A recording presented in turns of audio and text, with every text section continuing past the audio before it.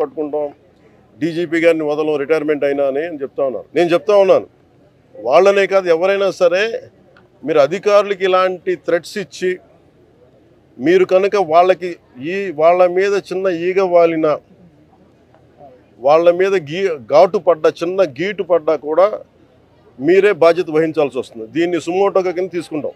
అధికారులు వాళ్ళకి కర్తవ్యాన్ని నిర్వర్తిస్తుంటే మీరు ఇలా బెదిరిస్తే అధికారులు ఎవరు బెదిరిపోరు. అలాగే గత కాలంలో ఉన్న ఉన్నతాధికారి ఒక ఆయన ఐపీఎస్ అధికారులందరినీ పిలిచి ఆయన చెప్పే మాట ఒకటే, ఈ ప్రభుత్వం 20 సంవత్సరాలు ఉంటుంది, అందుకని మీరు ఇష్టారాజ్యంగా చేసేని మీరు లైన్లో పడకపోతే మీరే ఇబ్బంది పడతారని చెప్పి వాళ్ళ చేత ఘోరమైన తప్పిదాలు చేయించారు. పాపం ఇంట్లో 7 ఏళ్ల బిడ్డ ఉన్న ఒక మహిళని కూడా పాపం ఆయన షిప్ క్యాప్టెన్, ఆయన కమర్షియల్ షిప్ క్యాప్టెన్, ఆవిడని కూడా అటెంప్ట్ మర్డర్ జైల్లో పెట్టేశారు. చిన్న ఇలా రోడ్డు మీదకి వచ్చి ఎవరు నిరసన చేస్తాను చూస్తుంటే ఆవిడ. మేము అలాంటి ప్రభుత్వం కాదు. నేను అలాంటి సమయాల్లో కూడా నేను మా జన సైనికులకి ప్రత్యేకించి పార్టీ తరఫున అందరికీ కూడా నేను చెప్పాను, మీరు ఎక్కడా కూడా లైన్ దాటి వ్యక్తిగతంగా ఎవరిని విమర్శించకండి అని చెప్పి మీకు చాలా సందర్భాలు నేను తెలియజేశాను. అలాగే అధికారులు చాలాసార్లు మమ్మల్ని ఇబ్బంది పెడుతున్నప్పుడు కూడా నేను ఇప్పుడు కూడా కూర్చోబెట్టి ఒత్తిడిని అర్థం చేసుకోగలం, కనీసం మీరు బాధ్యత గట్టిగా మాట్లాడాం, కానీ ఎక్కడా మేము మీ అంతు చూస్తాం, మిమ్మల్ని ఇలా చేస్తాం నేను ఎప్పుడు మాట్లాడను. అలాంటిది ఒక ముఖ్యమంత్రి స్థానంలో కూర్చున్న వ్యక్తి, ఇప్పుడు మాజీ ముఖ్యమంత్రి అయ్యుండొచ్చు కానీ మీకు బాధ్యత ఉంది, ఎవరైనా ఎమ్మెల్యే, మీరు కూర్చోబెట్టి అధికారులని, ఐపీఎస్ అధికారులని, డీజీపీలని వారు కర్తవ్యాలు నిర్వర్తిస్తాం, వాళ్ళు అడ్డగొలిగేం చేయట్లా. దేని మీద మీరు కొరడా అయిపోయారు? ఇళ్లలో కూర్చొని మీరు కూర్చోబెట్టి ఇష్టారాజ్యంగా మీకు ఆడపిల్ల, మీరు అంటున్నారు రోడ్డు మీద ఆడపిల్లలకు సంరక్షణ లేదని. ఫస్ట్ మీరు దీన్ని ప్రారంభించింది ఎవరని ఇంత ఎందుకు పెట్టిరగిపోయారు? ఈ దేశంలో ఎప్పుడు కూడా, ఈ రాష్ట్రంలో ఎప్పుడు కూడా లేదు ఇంత పెట్టిరగిపోవడం. గత ప్రభుత్వ నాయకులు ఇష్టారాజ్యంగా మాట్లాడారు, ఒక్కొక్కళ్ళు ఏదంటే అది మాట్లాడేశారు. ఇళ్లలోకి వస్తూ ఉంటారు, మన ముఖ్యమంత్రి గారి సతీమణిని తిట్టారు, కుటుంబ సభ్యుల్ని తిట్టారు, ఎన్నోసార్లు నాకు వచ్చి మీ ఇళ్లలోకి వచ్చి రేపులు చేస్తూ ఉంటారు.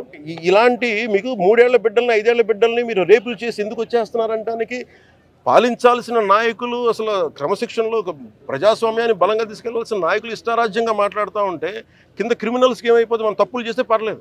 This has become a president. అందుకని మేము మేము మొన్న చెప్పాం, మంచి ప్రభుత్వం కానీ మెత్తక ప్రభుత్వం కాదని. అలాగే మేము ఎవరైతే వార్నింగ్లు ఇస్తున్నారో వారికి నేను చెప్తా ఉన్నాను, this I will take to the highest authorities in India. గుర్తుపెట్టుకోండి, ఒక్క ఐపీఎస్ అధికారి ఇప్పుడే కాదు, భవిష్యత్తులో కూడా 10 సంవత్సరాల తర్వాత అయినా సరే కేసు మీ మీద వచ్చేలా పెడతాం ఇంకొకసారి ఇలాంటి వార్నింగ్.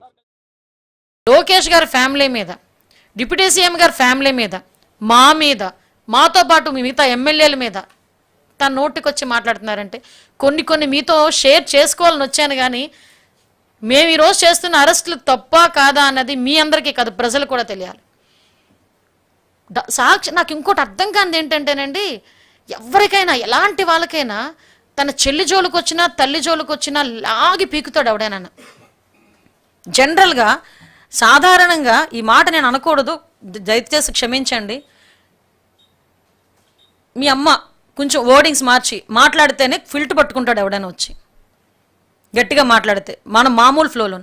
అరే నీ చెల్లి గురించి, నీ తల్లి గురించి, నీ బాబాయ్ కూతురు గురించి నోటికొచ్చినట్టు మాట్లాడి, షర్మిల రాజశేఖర రెడ్డికి పుట్టలేదు, విజయలక్ష్మి గారిని అడగాలి అని నీ సోషల్ మీడియా కుక్కలు నోటికొచ్చినట్టు మాట్లాడుతుంటే ఆ రోజు కూడా నీకు పౌరుషం రాలేదంటే నీకు ధనాపేక్ష, అధికారాపేక్ష ఏ లెవెల్లో ఉన్నాయో నాకు అర్థమవుతుంది.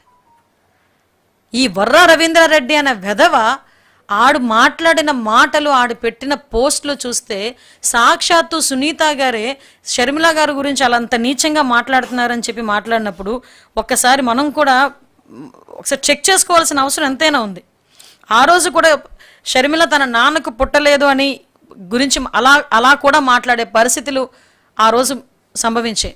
ఈ రోజుకి కూడా షర్మిలమ్మని, విజయమ్మని, సునీతమ్మని ఇంత నీచాతి నీచంగా మాట్లాడుతూ ఉంటే మేము ఆ టైంలోనే ఆలోచించి తల్లికి చెల్లికే దిక్కు లేదు, ఇంక మేమెంత, మా ఇంట్లో కుటుంబ సభ్యులంతా. రౌడీ షీటర్ ఎవరు వాడు? గంజాయి బ్యాచ్. వెళ్తావా? మీరు వెళ్తారా? ఎన్ని గుండెలుండాలి మీకు? ప్రజలు మీకు సపోర్ట్ చేయాలన్నా ఎప్పుడన్నా చేశారా మీరు? బాధ్యత లేకుండా పోయి ఒక 15,000 మందిని వేసకపోయి ఇక్కడ ఏం చేశారు? అమరావతి, దేవతల రాజధాని అమరావతి, ప్రజా రాజధాని అమరావతి, వేశ్యల నగరం. ఇది ఎంత కొవ్వెక్కుందండి మీకు?